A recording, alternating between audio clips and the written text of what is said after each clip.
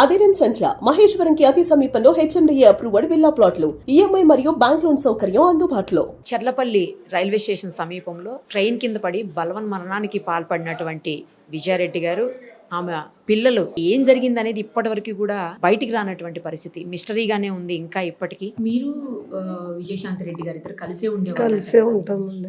ఎప్పుడన్నా ఏమన్నా చెప్పేవాళ్ళ మీకు? అస్సలు చెప్పేది కదా, ఆమె బాధ ఉన్నా కూడా లోపలనే ఉంటది, మనసులో ఏడుపు గాని మొహం మార్చుకోవడం అలాంటివి ఉండయి. అస్సలు కొండయి ఎవరిని చాటుకు కూడా తిట్టదు. అసలు ఏం లేకుండా ఇట్లా అయిందంటే అసలు ఆమె గురించి ఏం చెప్పడానికి లేదు. అసలు ఆ రోజు ఇప్పుడు మీతో లాస్ట్ మాట్లాడారు 6:30కి వెళ్ళింది. 6:30 శుక్రవారం ఫ్రైడే ఇంట్లో నుంచే ఆఫీస్ జాబ్ చేయాలి. నేను అప్పటికన్నా నేను బయటికి వెళ్ళి వచ్చిన ఆడపిల్లలు ఇల్లు కట్టుకుంటున్నాం మేము.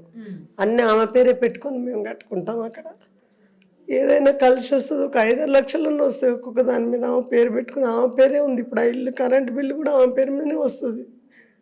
అది కూడా ఆలోచించాలి. అన్ని నా పేర్ల మీద పెడుతున్నారు, నేను పోతే ఇవన్నీ ఎట్లా అని కూడా ఆలోచించాలి. అసలు మేము ఎక్కడెక్కడో తెచ్చుకొని పెట్టుకున్నాం అవి. అట్లా కూడా ఆలోచన. నేను ఆడపిల్లి పోయాడ పనుల దగ్గర పని చేయించి వచ్చిన ఆ శుక్రవారం ఆ రోజు జ్వరం వచ్చిందని నేను ఇల్లు ఊడకుండా పోయిన. ఆమెనే ఇల్లు ఊడ్చుకుంది, 5 గంటలకు లేచింది, ఇల్లు ఊడిచింది, స్నానం చేసింది, దీపం పెట్టింది, నాకు టీ పెట్టించింది. ఆమె టీ తాగింది, 15 నిమిషాల్లో రెడీ అయింది. అరే శుక్రవారం నీకు ఆఫీస్ ఉండదు కదా నాన్న అంటే, ఆఫీస్లో మీటింగ్ ఉందని వెళ్ళింది. రెడీ అయింది, డ్రెస్ వేసుకుంది, వెళ్ళిపోయి. అరే నేను చిక్కుడుగా కూర చపాతి చేసిన తినకుండా పోతున్నా, మరి రేపటికి నేనే తినాలంటే నేను ఆఫీస్లో తింటాను పోయింది. అప్పటికి నాకు అరే శుక్రవారం పోయింది మళ్ళీ అని మళ్ళీ 10:30కి మళ్ళీ ఫోన్ చేసిన. తిన్నావా నాన్న, మరి పోయినావా, లాగౌట్ అయింది, అందరు జాయిన్ అయిన రా అని అడగడానికి చేస్తే నేను పిల్లలు తీసుకొని పోతున్న పార్టీ ఉంది అన్నది. అరే నేను లేని పార్టీ ఏందమ్మా, నన్ను తీసుకుపోదు కదా అంటే, వద్దు మేము ముగ్గురమే పోతున్నాం అన్నది. అదే లాస్ట్ కాల్ మాట్లాడింది. తర్వాత గంటకు నేను చేసిన, ఎందుకంటే ఆడపిల్లని తీసుకుపోయింది ఆఫీస్లో ఎక్కడ పడుకోబెడుతుంది అనే ఆలోచనతో గంటకు చేసి ఇక ఫోన్ ఎత్తలేదు. 4 గంటల దాకా చేసిన. రాత్రి తెల్లవారుజామున 5:30కు వస్తుంది ఆమె. క్యాబ్లో ఒక సెక్యూరిటీ గార్డు ఉంటాడు, ఒక డ్రైవర్ ఉంటాడు, చాలా సేఫ్టీగా పోతుంది, సేఫ్టీగా వస్తుంది. అసలు ఆమె దిగినాక కూడా పైకి వచ్చినాక కూడా కారు ఉంటుంది. అసలు సెక్యూరిటీ గార్డు చూసుకొని పైన నన్ను చూసినాకనే పోతాడు వాడు. అంత జాగ్రత్త, ఏదో అల్లటపో డ్రైవర్ ఇచ్చి అట్లా లేదు ఆఫీస్. అసలు 1-2 సార్లు నేను యశోద హాస్పిటల్లో జాయిన్ అయినా, అక్కడ దింపిపోమని ఆఫీసర్లను అడిగినా దింపలేదు. ఇంటి దగ్గర దింపినాక ఇంట్లోకి పోయినాక ఎటన్నా పో అని అంటారంట వాళ్ళు. ఇంట్లో దిగినాక మళ్ళీ యశోదకు వచ్చేది ఆమె మళ్ళీ బండి తీసుకొని. కానీ మధ్యలో ఎక్కడ దింపరు, ఎక్కడి నుంచి తీసుకుపోయినారు అక్కడనే దింపిపోతారు. పైకి వచ్చినాక పైన గేటు పెట్టుకున్నాక పోయేటోళ్ళు. అట్లాంటిది ఏం చెప్తాను చెప్పండి. ఆ పిల్లలు కూడా చిన్న పిల్లలు, నా కోడలు చాలా కష్టపడి చదివించింది. ఎందుకంటే మా దగ్గర ఉంటే వినడు, వాళ్ళ డాడీ ఉంటాడు, వాళ్ళ మమ్మీ ఆఫీస్కి వెళ్తుంది, నేను డే అంతా పడుకోవాలి. ఆమె బాగా చదువు చెప్తుంది, B.Pharmacy చదివింది మా కోడలు. ఆమె అయితేనే మళ్ళీ మామ అయితేనే భయం ఉంటుందని ఇద్దరు 10th దాకా అక్కడే ఉండరు. ఆమె పోయి 2 సంవత్సరాలన్నర అవుతుంది, ఈయన పోయి 7-8 నెలలు అవుతుంది ఆమె దగ్గర నుంచి.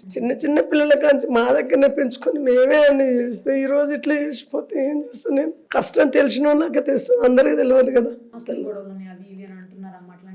హాస్టల్ గొడవలు అంటే అప్పట్లో భూమి ఉంది, అది ఉంది, వాళ్ళు కొంచెం చెప్పినరు, అది కొంచెం మధ్యలో డిస్టర్బెన్స్ అయింది. ఇంకా ఆస్తులు ఉన్నాయని ఉన్నది ఉంటుంది, ఇంకా లేనిది ఏం చేస్తాం చెప్పండి. మనకి ఎంత అదృష్టం ఉంటే అంతే వస్తుంది.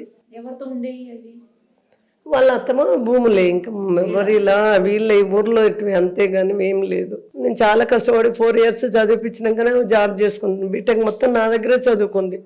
చిన్నపిల్ల చనిపోయిన ఆమె 6 నెలలు ఉన్నప్పుడు వచ్చింది నా దగ్గరికి. అప్పటి నుంచి 2 పిల్లలు నా దగ్గరనే, అన్ని కాలేజీలు అన్నీ ఆమె నా దగ్గరనే. ఇంటర్వ్యూలకు ఆమెతోటి ఇంటర్వ్యూకి కూడా పోయినా నేను. పొద్దున 6 గంటలకు పోతే రాత్రి 12 దాకా కూర్చొని పిచ్చుకొక్కలాగా బయట. ఇంటర్వ్యూ మొత్తం అయిపోయేసరికి 12 గంటలకు వచ్చేటోళ్ళం బండి మీద, హైటెక్ సిటీ నుంచి ఇంటికి. నేను క్యాన్సర్ పేషెంట్, నాకు ట్రీట్మెంట్ వద్దంటే డాడీ కూడా లేడు, నీ డబ్బులు నువ్వే పెట్టుకో, నీకున్నాయి కదా డబ్బులు అని ట్రీట్మెంట్ చేయించారు. నేను వద్దన్నా. ఇద్దరు చాలా కష్టపడ్డారు మా పిల్లలు. ఏం చేస్తామండి, ఈ రోజుకి ఇట్లా అయిపోయింది. అంతే, కనీసం ఒక్కరినన్ను వదిలిపెట్టిపోయినా కూడా నేను చక్కగా చాలా అందగాడండి మా మనమడు. అయితే మా అబ్బాయి ఎత్తు పెరిగిండి ఈ మధ్యలో. అయితే కోడలు బాగా చూసుకుంటుందండి పిల్లల్ని. నా పిల్లగాడు వాళ్ళ పిల్లలు అస్సలు చూసుకోదు. ఏమన్నా ఉంటే దాచిపెట్టి విశాల్ రెడ్డి వస్తాడు, విశాల్ రెడ్డి ఏందో మనకి పెట్టాడు, అది పెద్దోడైంది వీని పెట్టరాదంటే లేదు విశాల్ రెడ్డి ముఖ్యం నాకు. అట్లా చూసుకుంటుంది పిల్లలది. నా పిల్లలని స్వార్థం లేదు. ఆమె మా అమ్మాయి కానీ 3 పిల్లలు అనేది, మా కోడలు కానీ మా కొడుకు కానీ నాకు 3 పిల్లలు అనేవాళ్ళు. ఒక్కరిని ఒంటరి వాళ్ళని చేసిపోయింది.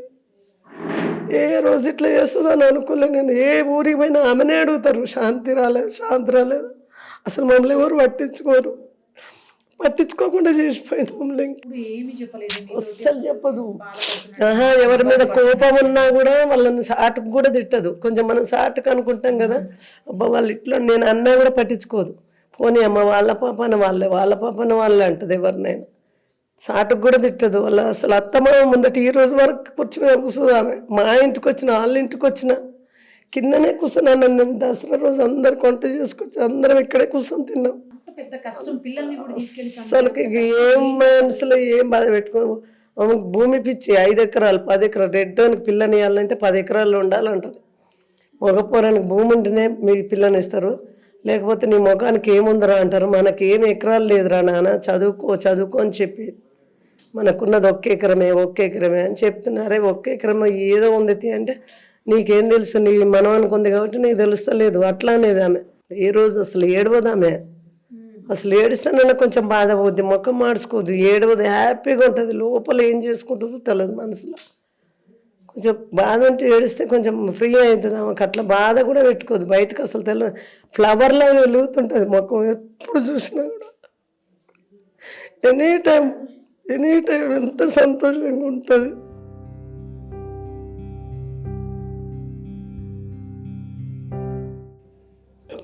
ఏం చేయలేమండి.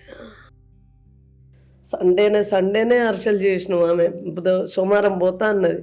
ఊర్లో నుంచి కళ్ళు తెచ్చిన. కళ్ళుదే అమ్మమ్మ నేను పోతా కదా అంటే ఊరి నుంచి సండే కళ్ళు తెచ్చిన. సండే వాళ్ళ అన్నతో చేపలు తెప్పించుకుంది. ఆయనకు వచ్చేసి ఊరి నుంచి కళ్ళు తీసుకొని వచ్చేసి చేపల కూర వండింది, ఫ్రై చేసింది, అరిసెలు చేసినాం. 5 గంటలకు మనకి ఇచ్చి వచ్చింది.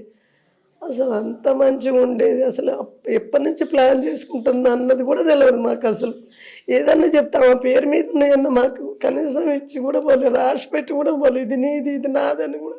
ఆమె పేరు చాలా కలిసి వస్తుంది. క్యాట్ కూడా వేయించుకుంది మా కోడలు. నా పేరు వేయించుకోవే అంటే ఏమొద్దు, పుష్ప మూవీలు 2 వచ్చినాయి, మీ పేరు వద్దు, మనమంది వేయించుకోవే వద్దా, వదిననే వేయించుకో, వదినదే వేయించుకుంది.